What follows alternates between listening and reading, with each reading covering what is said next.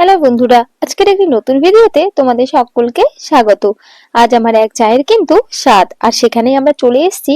কাল রাতে ছিল আমাদের বাড়িতে এই যে অনুষ্ঠান শিবরাত্রির, সেটা তোমরা অনেকেই লাইভে দেখেছো বা বিভিন্ন ভিডিওতে দেখেছো। আর সেটা ছিল মঙ্গলবার, আর আজ হচ্ছে বুধবার। তবে ভিডিওটা আপলোড করতে একটু সময় লেগে গেল। ওইদিকে আমার এক সেজো কাকি রান্না করছে, এইদিকে বসেছে পায়েস, যেটা ওকে দেওয়া হবে। আর বাইরে কিন্তু সবাই বসে আছে, আর আমাদের বাসনপত্রগুলো ওরকমই রাখা রয়েছে, সেগুলো কিন্তু এখনো পর্যন্ত নিতে আসেনি। এই যে এখন আমরা গেট খুলছি, আর সবকিছু কিন্তু আগে থেকে রেডি করা হয়ে গেছে। এদিকে ধান, দুব্বা, ফুল, প্রদীপ, আর সেই সাথে পায়েস। আর এই আমার এই জায়ের হচ্ছে স্বাদ।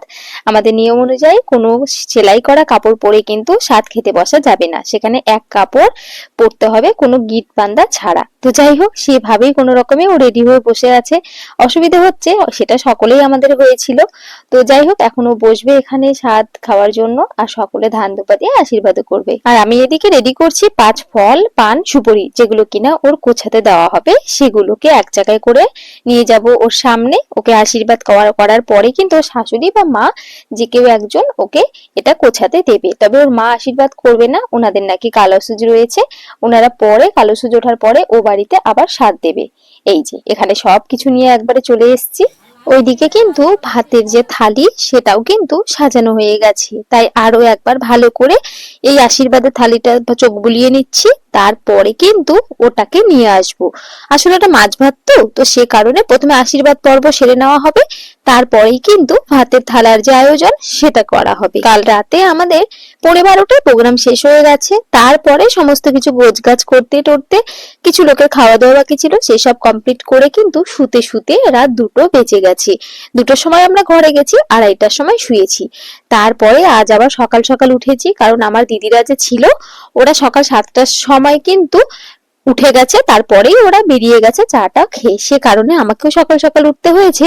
আর তারপরে আজকে বাড়িতে আমার জায়ের স্বাদের অনুষ্ঠান, তার মানে তো বুঝতেই পারছেন।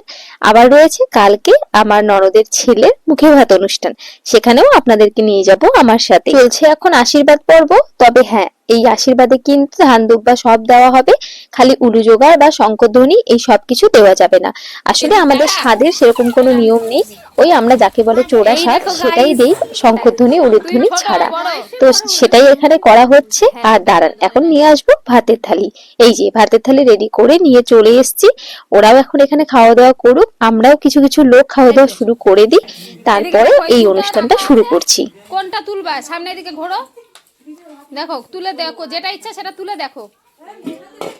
এই তো আমি জানতাম আমার বেটিও বলছিল, আমিও তাই বলছি। ও তো প্রদীপ তুলেছে, তো তোমরা কমেন্ট করে জানাও যে প্রদীপ তুললে কি হয় আর ওর পাশে কি ঢাকা দেওয়া রয়েছে।